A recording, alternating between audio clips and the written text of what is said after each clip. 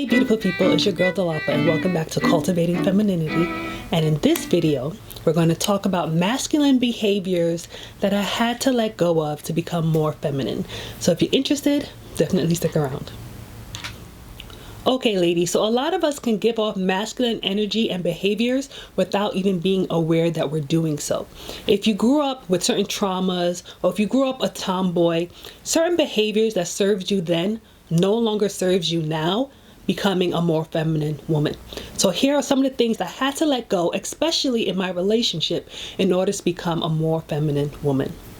Number one, the need to be right. I was the kind of person that when my husband and I would have arguments or disagreements, I was not listening with an ear to understand. I was listening to respond. I needed him to know my point and to agree with me. And if he didn't agree with me, then it was a problem because, hello, I'm always right.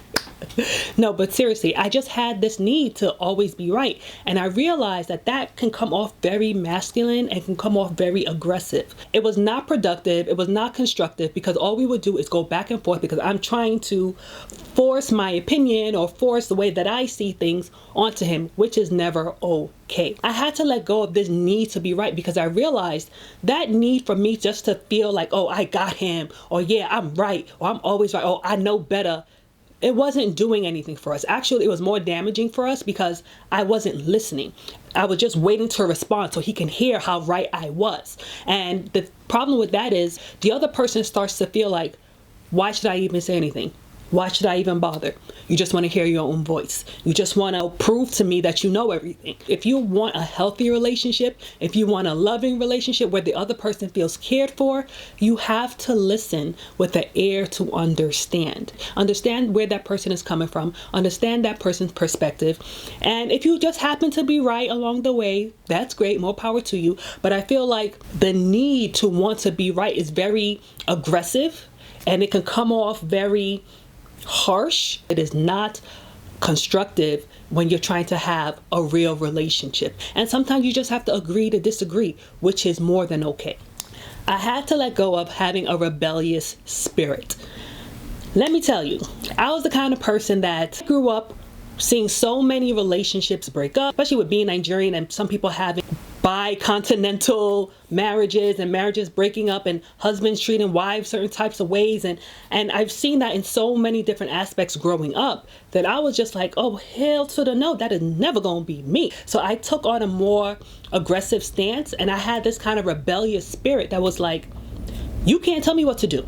If my boyfriend is driving us somewhere and he says, oh, we're going to turn right, I'm the kind of person like, well, I think we should turn left because I just didn't want to be controlled. I was like, oh, hell no, whatever you say, if you say up, I'm going to say down. If you say right, I'm going to say left. Whatever you say, I'm going to say the opposite because I want to let you know that you can't control me because I just felt like growing up, I've seen so many horrible relationships where the woman was always at the mercy of the man, right? So the man will call the shots, the man will treat her any type of way. I've seen so many crazy relationships because our house was the kind of house that people would always come, and I was a little girl and I would just, be eavesdropping and, listening to all these adults talk about their relationships, about their husbands and all these kind of things. And I was just like, when I get a boyfriend, this is what's going to happen, okay?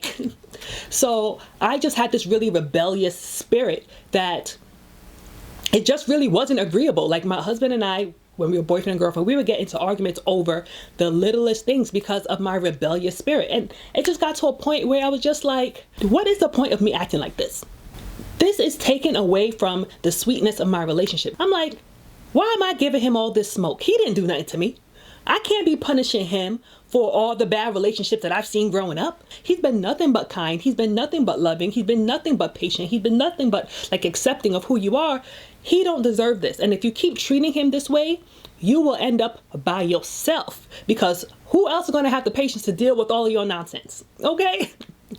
So God brought me back to myself where I had to look at my husband and be like, he don't deserve this. And this was when we were boyfriend and girlfriend. I came to that understanding. I can't be living in the fear or anticipation of him doing me wrong and trying to have this rebellious spirit to counteract what he may do before he even does it. It's like, girl, what are you doing? This is too much mental gymnastics. Just be happy. Why don't you just be happy in this relationship? So I had to let that go. Having a rebellious spirit. Don't get me wrong, a rebellious spirit is good in certain instances, right? It's good when you want to stand up for the little guy. It's good when you want to go against societal norms that don't benefit you. But in your relationship with a man that loves you, in your relationship with a man that is patient with you and cares for you and genuinely wants to build a life with you, that don't fly, okay? Another thing that I had to let go of was the fact that I am not his mother. The need to want to control, like you control a little kid by telling a little kid what to do, where to go, what to wear, what to eat. We're dealing with grown men, ladies. Grown men that can make their own decisions, whether right or wrong. We have to let them make whatever decision they think is proper for whatever situation that they are in. I was the kind of person that I wanted to control everything because when I was a child growing up and with my traumas, I felt out of control. And a lot of people that have experienced certain types of traumas, whether it's sexual abuse or anything like that, they feel the need to want to be in control. And they take that through their lives without even really realizing that they're trying to control everything. But the reason that they're trying to control everything is because they felt so out of control when they were going through their traumas that the need to control gives them a sense of safety. But also it can be very hindering too, because in your relationship, you're not dating a child. You're dating another grown person with his own experiences and his own outlooks on things. And, you know, everybody should have the right to do what they want to do. Obviously, if you're in a relationship, you should, you know, talk it out with each other, but it's not for you to act like his mother and be like, no, don't do this. No, you should eat this. No, you should do that. No, you should wear this. He's not a child. And I had to come to that understanding because I just realized that for him, it was coming off very controlling, and no man wants to be controlled. So if you're a person that you've been through things and because of that, you just feel like you need to be in control of things, get therapy to help you learn how to let go, because it is so stressful. It's so anxiety ridden to always feel like you have to control every single aspect of your life. Sometimes you just need to take a deep breath, breathe, and go with the flow. If your husband or if your boyfriend makes a mistake about something, that's a learning experience for them to learn and to grow through. But when we are trying to control them like we're their mother, we don't even give them the opportunity to grow. We don't give them the opportunity to learn. We don't give them that opportunity because we're so tight that it could be suffocating. And that's something that you don't want to do to a man, is control him, number one, and control him to the point where he feels suffocated. Because if you do that, you will lose out and you'll be alone and you'll look back and be like, damn, I had an opportunity with a great man and I messed it up because I wanted to be his mother instead of his wife. Next is letting go of fear concerning relationships. Like I mentioned earlier, I grew up where I saw a lot of broken relationships. I heard about a lot of stories of cheating, of men abusing women, of men leaving the country and starting a whole nother family with other people. I've heard a lot of stories and I took on a lot of that fear. Like I said, that's why I had a rebellious spirit, and I was applying it to my relationship. And it didn't need to be applied to my relationship because my husband never put me in those kind of situations to even be giving him that type of energy. So I had to learn to let go of my fear of being like the women that I heard about. Because you hear so many stories about women being done wrong and deadbeat dads and men abusing women and men constantly cheating and being Rolling Stones and laying it low and spreading it wide, all the stuff, and you're just like, oh, hell to the no. At least that's how I took it. So I was just very aggressive. I was very like playing the offense, you know, because I was like, oh, you're not going to do that to me. Ain't no man going to do that to me. I had this attitude of hardness to let you know, if you even think about it, if you even dare, these are going to be the consequences. And it was like, okay, why are you giving all this energy? And he never even gave you like an inkling of even trying to do any of that. So I had to learn that in order for me to sit in my femininity and to really enjoy my relationship, I had to let go of fear. I can't judge him based on the sins of other people. I was on the offense. And this type of energy is exhausting, even for me. I could never just relax and be like, oh, I'm so in love.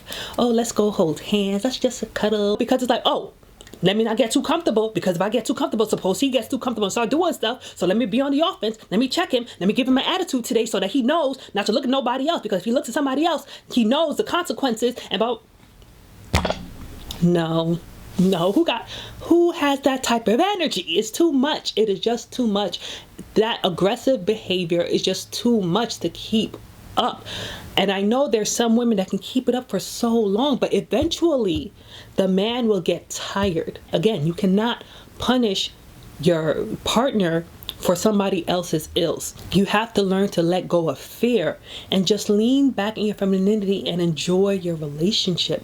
Enjoy just getting to know another person. Enjoy the beautiful stage of being boyfriend and girlfriend and just feeling totally and completely in love until the person shows you something else. Rest in your femininity. Don't let the fear tamp down the fullness of the emotions that you should be feeling right now. We gotta let it go. Another thing that I had to learn to let go was aggressive behavior. I'm a girl that grew up in Brooklyn, pre-gentrified. You know, it was a time back then. It was a time, you know. There was a lot of aggression, even with women. And also for me, with having aggressive behavior, it came from me wanting to protect myself. If I don't feel protected, I need to learn to protect myself. So how do I do that? It's like, okay, so I'm going to create this persona that's very hard, that's very rough, that's very street. So I just grew up naturally, you know, talking like this, talking with my hands, rolling my eyes and my neck and, you know, all these kind of things. Ladies, that is cute. That is cute when you're under 10. When you're over 10, it's not cute anymore. It's very aggressive. It's very intimidating. It's very standoffish. It wasn't until I started to really see through therapy that my behavior wasn't becoming of who I am and who I wanted to be. People don't want to get to know you because you come off very aggressive. When you're explaining something or when you're talking to people and you're talking and doing all this kind of stuff, a lot of times people can't even hear what you're saying because your actions are too big and too aggressive. It makes people feel like they need to protect themselves. It makes people feel like they need to keep a distance. It makes people feel like, okay, I can't hear you because I need to protect myself from you. I had to learn to let that go. I had to learn to release from my body. I have to do exercises, breathing exercises, because you don't even realize by doing all of that kind of stuff, you walk around with a tenseness. You walk around being so wind up all the time because you're always anticipating having to do all of this and do all of that and all that kind of stuff for no reason, for little infractions. So I had to learn to tamp down my responses to things because sometimes my responses will be too overboard for what the situation calls for, because it was like, girl, you didn't even need to do all of that. Like what is the problem? And it's so weird because now I recognize this more and more in women. There was an instance when my husband and I went to Costco and there was a lady in the parking lot and something was going on with parking or whatever. And she just got super aggressive. She was cursing out this guy and the infraction wasn't even that big of a deal. But it was just like, what is going on? All the behaviors, all the step into the person's face. They're like, yeah, and what? And what? What you gonna do? And what? And it's like, lady, you're a lady. This is a man. You know, all that aggressive behavior, it comes off very masculine. Ladies, we gotta stop this, because not for nothing, if the man turns around and give you the energy that you're giving him, now everybody's looking at him like he's wrong, even though you're the one that started it. Let's not do that. Let's not instigate situations that we don't want to be in. When you are giving off aggressive behavior, you don't know the other person's mental state. You don't know if they're going to match your energy for energy. Yeah, some people may back down, but you may come across the wrong person that may not. I've seen too many ladies step to guys thinking that they could punk a guy and doing all these kind of things, and it don't always end up nice. So all this aggression that we're carrying, we need to relax, relate, release. Okay? Next thing I had to let go is not expressing myself until I explode. I was the kind of person also that when things would bother me, I would just keep it in and not say anything. And looking back at it, I realized the reason why I would just keep things in without saying anything was because I knew that I had a temper, and I knew that if I said something, I didn't know how to ease into something. I was 0 to 100 real quick. So a lot of the times, because I didn't want to go through a whole argument, I didn't want to go through a whole hoopla or whatever, I'll just hold things in. But the thing is, the more you do that, you're like a volcano that's about to erupt. And you may erupt on the wrong person. You may erupt at the wrong moment.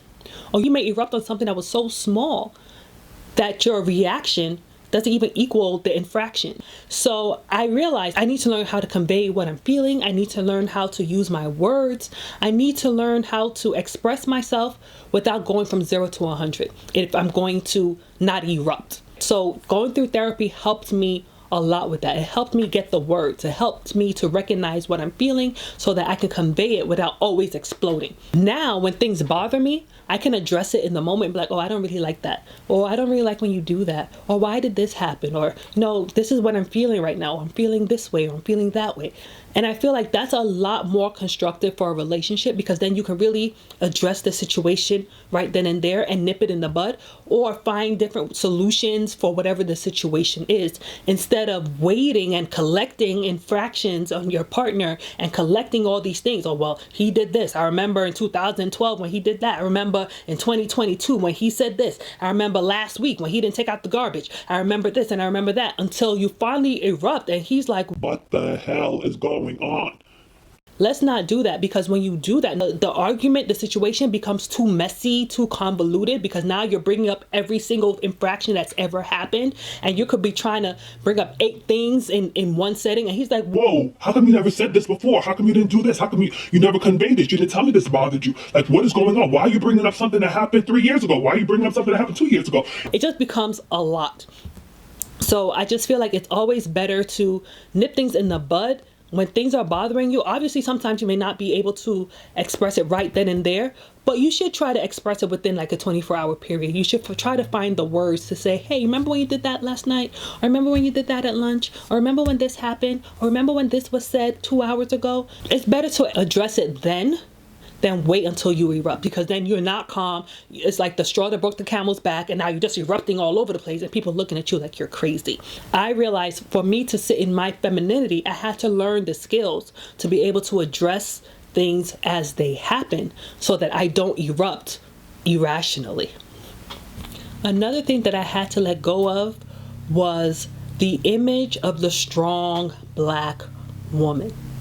If we are not careful, society can implant certain images in our psyche without us even being aware of it. Like I was telling you guys before, I grew up where our house was a place where a lot of people would come. You know, my mom had all these friends that would talk about relationships and talk about being done wrong. And a lot of them ended up like single women raising children. And some of these women will work multiple jobs and have to do what they have to do to support their families. And also even growing up, you know, we'll see so many images of strong Black women. Society expects, especially Black women, to be, for some reason, like single and just raising kids and working multiple jobs and angry and aggressive, and you know, that's how you got to show that you're strong, so nobody can walk all over you, and you gotta have an attitude because you're a strong Black woman. You gotta protect yourself because you're a strong Black woman. You gotta be able to do everything by yourself because you're a strong Black woman. You don't need nobody to change a light bulb. You could change the light bulb by yourself because you're a strong Black woman. You could do all these things by yourself. You don't need no man. You're a strong Black woman. You could treat a man any type of way because why? You don't need him. You're a strong Black woman. I could do bad all by myself. I had to learn to let that image go. There's nothing wrong with being strong, but the way society has defined strong when it comes to Black women is so stereotypically negative. You can be a strong Black woman in a happy relationship, but society has adopted this word strong when it linked to Black women as a negative thing. It has made it aggressive. It has made it You have to have an attitude. You have to be hard. Black women can't be soft, because if you're soft, you're not a strong black woman. If you want to rest in your femininity, you're not a strong black woman. If you want to live a softer life, you're not a strong black woman. And it's like, why does society link strong black women to hardship? Why does it link it to negativity and aggression? And I had to take a step back and be like, if that is what society sees as a strong black woman, then I have to separate myself from that. I am strong. I am black. I am a woman, but I don't fit into society's definition of strong black woman. I don't have to be that. I can define what that means for me. There is strength in softness. There is strength in femininity. There is strength in pursuing your dreams. There's strength in being a good mother. There is strength in being a good wife. There is strength in balancing all these things and still accomplishing the things that you want to accomplish. There's strength in being vulnerable and wanting to be soft and wanting to be covered by your husband and wanting to sink into love. There is strength in that. Other races don't have to be strong Asian women, strong Latino women, strong white women. They don't attribute that to other races. So I just feel like it's really hard and hurtful to black women to have to live up to this stereotype of strong black women. Don't get me wrong, some women are in certain situations where their definition of strength right now is, I have to grind, I have to do what I have to do because I'm the only one taking care of my children. And that's understandable. But why can't we be soft? Why can't we be in love? Why can't we have emotionally stable and happy children that have their mom and dad in the house and still be considered strong? So I had to let go of society's definition of strong black woman in order for me to sit in my femininity. And last but not least, I had to learn to take off my cloak of hardness. I had to recognize when I had resting bitch face. I had to recognize when I was doing the most with my body language when it required the absolute least. I had to smile more. I had to be more present. I had to look for opportunities to celebrate joy. I had to sink into love and express that. I used to be so closed off and tightly wound. I didn't allow myself to really experience joy and bliss and just being in love and romantic things because I needed to be hard and I was aggressive and all these things. And sometimes, to be honest, I can be perfectly normal in my head and still have a resting bitch face. Like nothing could be bothering me. I could actually be happy and still just be like,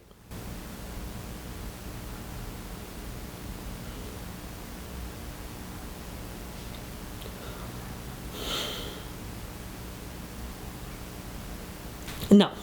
I had to recognize this. I had to take off this cloak, this armor of hardness, this armor that protected me at one level in my life that I no longer need at this level of my life. So I had to learn to let that go. I had to take it off. It was kind of like walking around like a knight. You know the knights back in the day, that metal heavy armor, and it was just so heavy because you had to protect yourself. You didn't want to get pierced by swords and daggers and stuff like that. But to walk around with it was just so heavy. I had to let it go.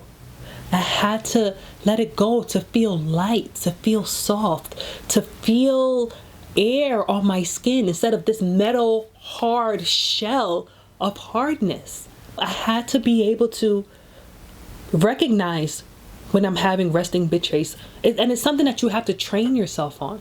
Because some of us, like, we don't even realize that we're doing it. But if you want to get on this feminine journey, you need to be more aware. You need to catch yourself sometimes, be like, girl, fix your face. I can go from to, but I had to catch myself. I have to be aware because I know how my face can look with a resting bitch face, and I know how standoffish that can be. And I'm like, I want to be more feminine, so I have to start being aware and start changing these things. I have to learn to talk with my hands without it being intimidating. I had to learn to respect people's personal space and not come off as aggressive, where it's like, oh, before I need to come up in your face to tell you how I'm feeling, and I need to be all up in your face like this so you can understand what I'm trying to say. Whereas now it's like, okay, girl, okay, take a step back and just express yourself. I had to learn that everything doesn't deserve an eye roll and a neck roll. I had to learn that every response doesn't deserve an elevated tone. Keep the volume down. I had to learn all these things. I had to be aware of these things in order for me to start to change them. Because like I said, this was behavior that I adopted in order to protect myself. But once I got to the place where I realized I don't need to protect myself, I'm in a safe place, I had to really learn to let that go and peel off that layer in order to really sit in my femininity, in order to really connect with my feminine energy, because there's no need for all of this hardness if you're trying to become more feminine. And it's very difficult to become feminine when you don't address these behaviors. All right, beautiful people. So those were the masculine behaviors that I had to learn to let go in order to be a more feminine woman. These are things that I had to do. Definitely let me know things that you had to do on this journey to cultivating your femininity, that you had to let go of to become more in touch with your femininity. I hope you divas like this video. Please definitely like, comment, subscribe. Thank you so much for this beautiful community that we are creating and that we are growing and that we are cultivating. I really, really appreciate you, and stay tuned for the next video. Bye.